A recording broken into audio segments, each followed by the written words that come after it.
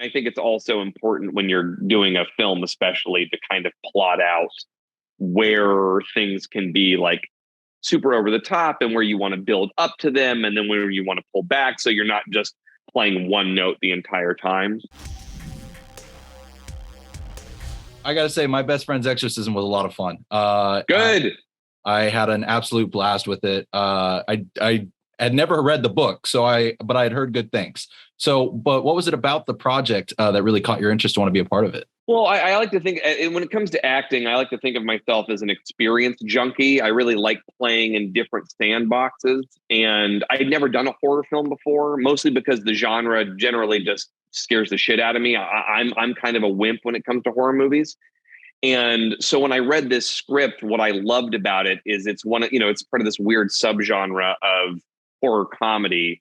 And I get to be the comedic relief and also the exorcist.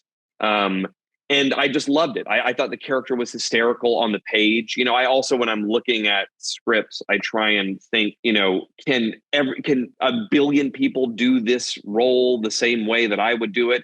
And reading it, I was like, I think I could do this a really specific, weird way and have a lot of fun with it. And either they'll love what I'm doing or absolutely hate it, and we'll know very quickly. And thankfully, they loved it. And it was a blast, and I got to work with Elsie Fisher, who I'm a huge fan of after having seen Eighth Grade.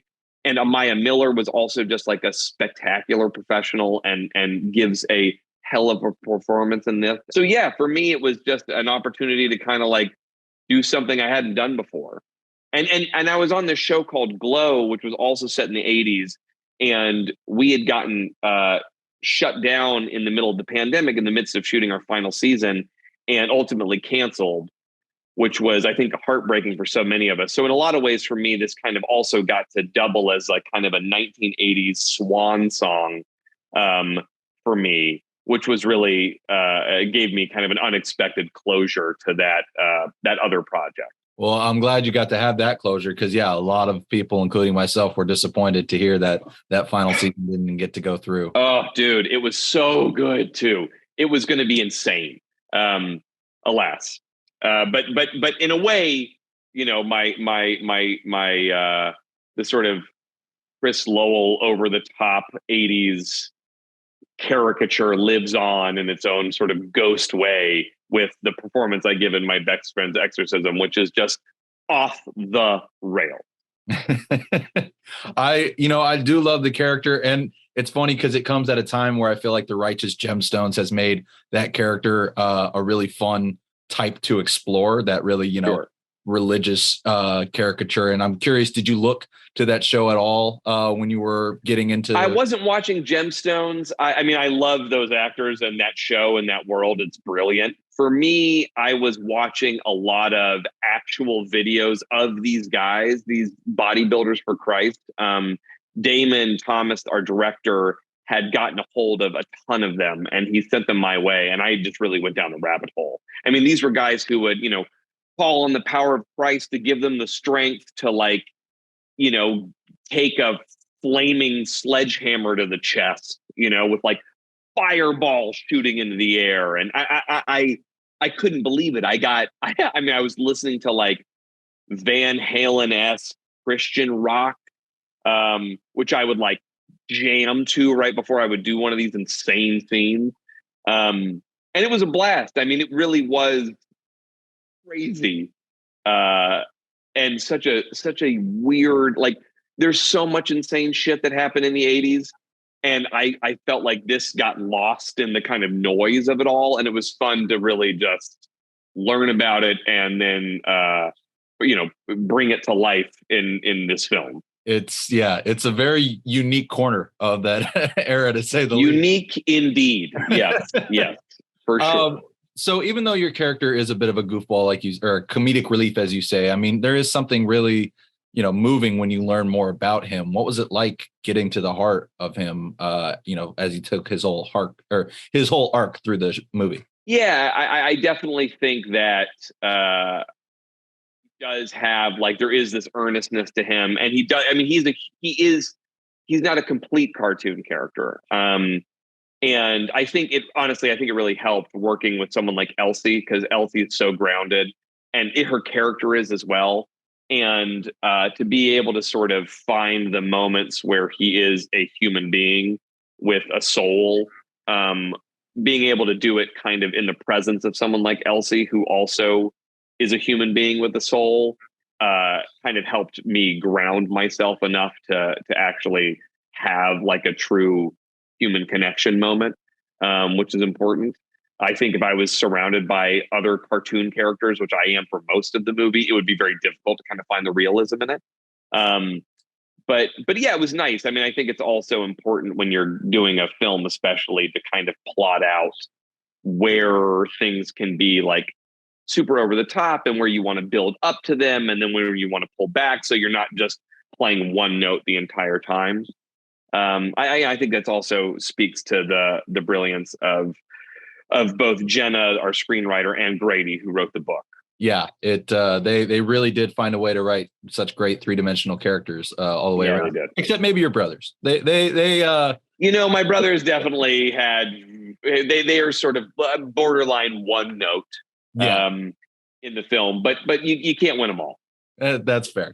What was it then like developing that rapport with Elsie, since you had come in, already being a fan of hers? It was great. I mean, we immediately became buddies. The thing that I kept forgetting is that she's so young, which I think speaks to her professionalism, because it felt like working with another veteran actor. And I'd worked with Bo Burnham on Promising Young Woman. So we had this connection through Bo, which was really nice because he directed, wrote 8th Grade.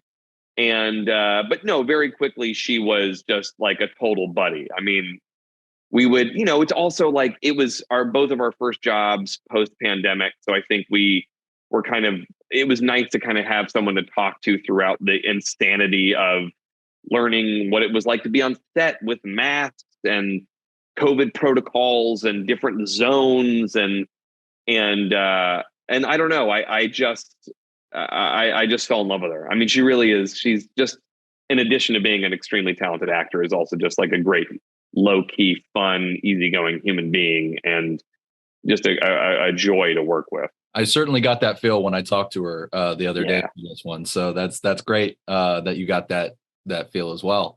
For sure. The rumors are true.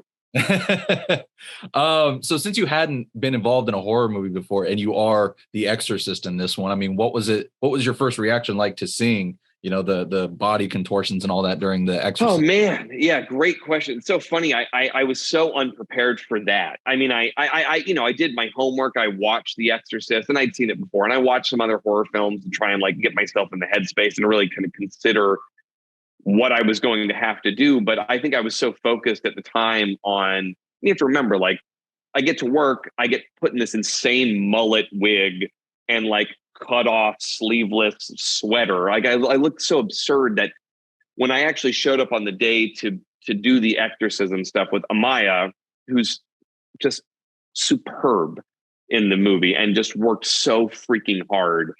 I mean, those days for her must have been, I think about how tiring they were for me, and she's the one who's being exorcised. So when I think about the physicality that she had to undergo, it just blows my mind. But yeah, showing up on the day and being like, okay, so I'm going to tie this 16-year-old to the bed and then just pelt her in the face with salt for the next 12 hours. That's what we're doing at work today. Was kind of like a hard thing to sort of, wrap my head around. But I think it was eased by, Amaya just like already there, covered in this insane makeup, her hair, tied to a bed, being like, let's go, let's work, let's get started. I mean, I think that amount of professionalism really kind of blew my mind, especially because she was 16 years old. I just couldn't believe it. And it was sort of a different thing. I mean, like doing those exorcism things, it's so physical and so, effect driven. I mean, really, you're trying to master the fear, the scare, the effect of the exorcist in those moments. And then when we would be in these other scenes, it would be more about like landing the joke, the humor, what are the comedic beats? How can we make it funnier? It was kind of working in two very different modules, Yeah, Well, it all comes together very well. And I mean, in case you haven't heard throughout, my reaction's very positive for the film so far. But have you heard other reactions from other interviewers so far? How is it sounding to you so far? I mean, it seems like it's being well received. For me, I just remember seeing the trailer and being relieved that I think the trailer accurately picked what it sort of felt like reading the script. And just knowing that you had Amaya and Elsie kind of driving the car, that made me feel like we were going to be okay. Well, those two, I wouldn't say they carried the film, but they led it very well. Because everybody in this film is wonderful. I can't wait to spread the word about it. Thank you, Chris, so much for taking the time to chat. Grant, I really appreciate it, dude, and I'm so glad you liked the film, and I appreciate you taking the time. So thank you. Absolutely. And before I go, since you mentioned, here's something for you. Holy shit, dude! That's cool as hell. Yeah, man. Oh, awesome! I love that movie. So collection. Yeah, it's there. Since you mentioned it, I was like, you know what? I got to show it to him real quick. Man, you just made my day. I'm happy to have done so. Have a good rest of your week, Chris.